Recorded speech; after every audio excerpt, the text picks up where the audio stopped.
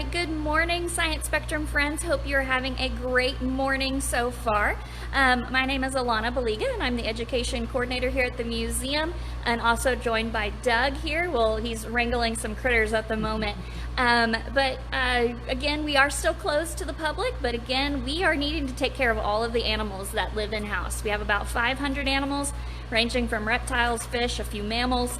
And so those critters still need to be taken care of. And so our animal crew is doing a phenomenal job taking care of everybody. So the animals we're going to be talking about today are prairie dogs. So we're kind of in the middle of the basement floor at the moment because our prairie dog here is actually oh, really realized I switched the camera. Our prairie dog's actually getting a bit of exercise today. She's not terribly happy just being stationary at the moment.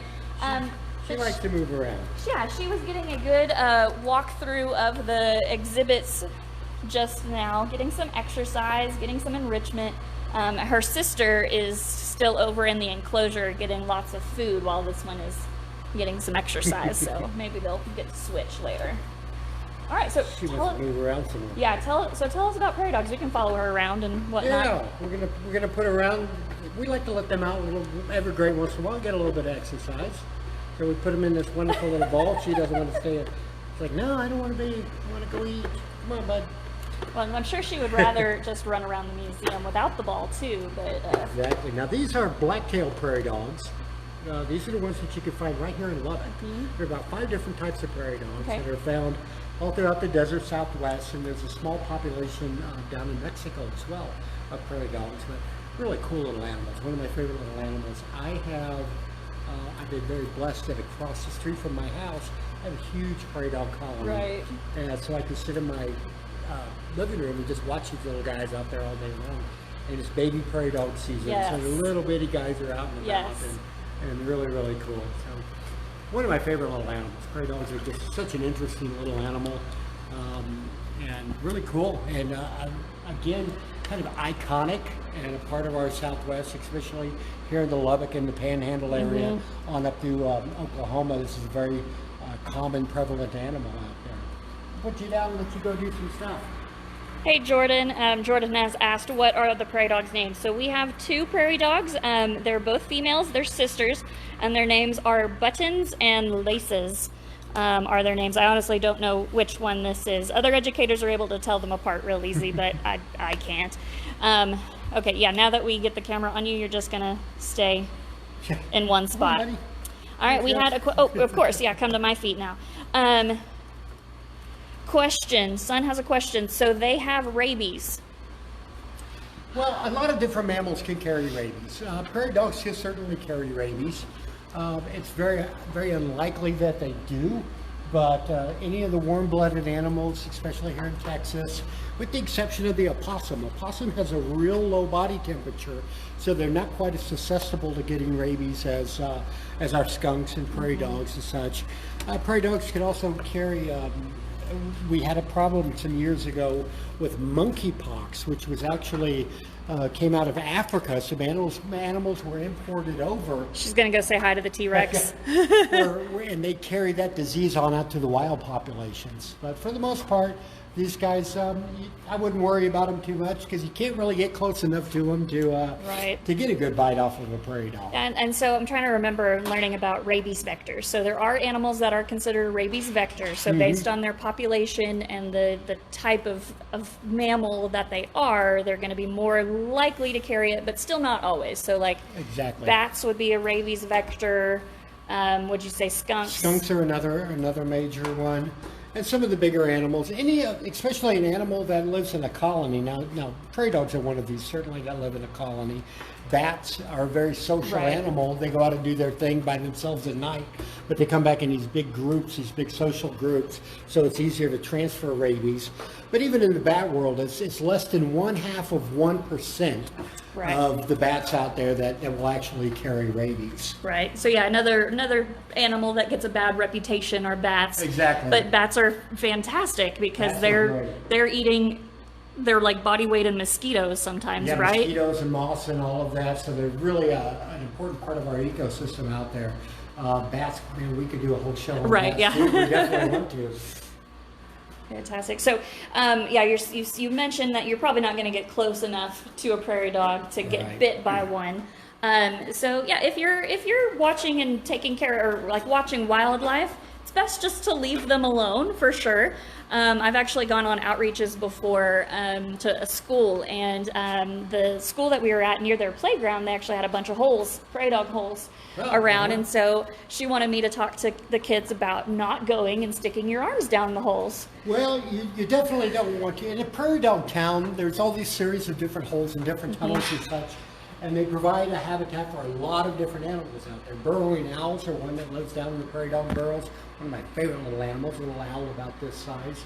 But there's also snakes that live down in these, and a lot of these holes can contain rattlesnakes. Prairie rattlesnakes are a big one that likes to live down in these burrows. Western diamondback as well. So you never want to stick your hand anywhere in Texas that you can't see what's on the other side. Right. That's a good rule to live by for Yes. sure. And one thing for me, so I've only worked at the museum for about 9 years, and you've had what, like how many years working with animals? Probably 40. 40 years working with animals. So I know you've had your share of being bit by things for sure. So I've been here at the museum myself for 9 years, and I haven't really been bit by a snake. I had a snake back in high school that I did get bit by. I've been bit by a couple of our lizards and a prairie dog. I would rather be bit by almost any of our snakes than a prairie dog. So talk to us about their teeth a little bit. Well, you know, it's funny you say that. I too, I've been bitten by, jaguars, wolves, rattlesnakes, everything over the course of my career. Prairie dog is one animal that I truly remember biting me because they have these they're a rodent. They're in the rodent family. And with rodents, their teeth, their incisors grow the entire time. So they chew on things like bone or antlers or things like this, and some of the harder food that they get that helps keep those teeth worn down. But they have a nice set of teeth. Think of them as like a small beaver. They've got these huge teeth, so when they bite you, man, it goes down to the bone marrow. It really, really hurts. Yeah, it does. So Yeah. never pick up a prairie dog. Exactly. Yeah, and it's part of working with animals. It's not a matter of if, it's just a matter of when. If we're working with animals, we will get bit, and so that is definitely a risk that Doug is very familiar with in his workings with animals. But this is his job. This is what he has studied basically his entire life to be able to do and work with. So again, being very conscious of wildlife and just letting wildlife be wild. And even though these guys are super cute and they look like they're going to be super cuddly, if they're having a good day, yes, they're super cute and super cuddly. Right. Anything with an animal can bite, and you don't know Yes. when they're going to get startled or scared of something, or it may be a scent. It may be something that Right. you're wearing that is unfamiliar to them that may cause them to bite, even if it's an exploratory bite. They're just trying to Yeah. kind of see what it's all about. But definitely you want to leave prairie dogs alone. But the thing is, it's hard to get near a prairie dog. These prairie dogs, if you look out on a prairie dog village, you'll see these little guys that are sitting up like this, and they're surveying the countryside around them. They're keeping watch. They're kind of a sentry. They're keeping watch for animals that might want to hurt them. Coyotes, hawks, anything that might want to hurt them. If they see that, they give out a little hee-hee, little call, and they shoot back down to the burrows really quick. Don't ask me to do that again. I know, right? So they shoot down in their holes pretty quick and go down to safety. So it's tough to get near a prairie dog. Yeah, they have a really, I mean, I know people have been trying to study their communication because they kind of have a large vocabulary that we're trying to figure out. They really do, and they've got different calls and different pitches of those calls for even different types of animals, predators that might want. They've got a certain one for birds, they've got a certain one for snakes, and all of this that alerts the whole colony that there's a predator in the area. And of course, they communicate back and forth all day long. Yeah. It is baby prairie dog season right now, and across the street I see all these little baby prairie dogs that are coming out, and mom's teaching them the ropes, and communication is one of the things. It's a learned behavior. It's a socio-biological one that these guys actually teach their young the different calls. Right. And So out of all of the animals, they probably have one of the better communication systems out there. Yeah, I love walking by every now and then, especially like as we go to close or leave for the day. You can kind of hear them give that little squeak, kind of like an all clear of like, okay, it's time for us to take a break. Here's her sister over here. So I do have a question. What would be their biggest predators? The biggest predators in the wild, well, it kind of depends on where in the United States that they are. One of their biggest predators during the daylight hours are going to be hawks, because those guys can swoop down and get these guys pretty quick if they're too far away from their hole. More towards the evening time, we see animals like coyotes, badgers, and sometimes even badgers and coyotes will work together to flush a prairie dog out of their hole. Naturally, snakes, they could go down in the holes, but their main predator out there is kind of a toss-up between the hawks and maybe the coyotes. Now, there is actually a ferret that is very highly endangered here in the United States. It's called a black-footed ferret, and they feed primarily on prairie dogs. They used to be quite abundant here in the United States when prairie dogs were quite abundant, but as we farmers and ranchers decimated prairie dog towns and poisoned prairie dogs and such, it also brought the population of the black-footed ferret down. So those would be extinct in the wild if it weren't for places like museums and zoos that have bred these in captivities for re-release out in the wild. Right. Again, this prairie dog colony is a very dynamic thing, and it's supporting all these different animals, snakes, owls, insects, all kinds of different animals that would live down in these prairie dog burrows. And prairie dogs at one time were very extensive all across the United States. As a matter of fact, Texas used to have the largest prairie dog town ever known, and this thing went over 200 square miles. Wow. So this was in one prairie dog town about the size of Rhode Island out there. So it's huge, huge. Naturally, we don't see those quite as much anymore. As the ranchers moved in, they got rid of the prairie dogs for a couple of reasons. One is cattle would step down in the prairie dog hole and maybe break a leg. But also the prairie dogs are pretty good at decimating all of the vegetation around them and eating everything around them. So as ranchers moved in, they wanted that area more for their cattle. So we saw the prairie dog population start to shrink down. Another kind of isolated areas that thankfully we protect a lot of these areas nowadays because people love prairie dogs. Right. Well, even if you don't necessarily love prairie dogs, somebody may care more about that burrowing owl. Yes. Which is that a threatened, or is it? It is a threatened animal here, and really all throughout their area. They're I don't want to say they're endangered, right? But I've always thought of any animal what we call an animal of special concern, meaning we're starting to be concerned about their populations, all the way up to critically endangered. I kind of lump them all in the same one because that means they need our attention, they need our protection, and they may need some habitat protection or even habitat modification for those guys. So the burrowing owls are actually, I don't like to pick a favorite animal. Right. The burrowing owls are way up there because they're just so comical looking when they're out there. Just a fantastic little animal. Yeah, so definitely if you live in an area where there's a prairie dog colony across the street or nearby, definitely scan the ground and look for just a tiny little statue. Kind of pretty much standing pretty close to a tunnel, and that's going to be one of the burrowing owls. They're very small and super cute, and then they actually utilize the prairie dog tunnels for their own homes. So I did have a question earlier when we were talking about their vocabulary and their sounds. Somebody asking, are they similar to meerkats? Well, they are similar to meerkats in the respect that,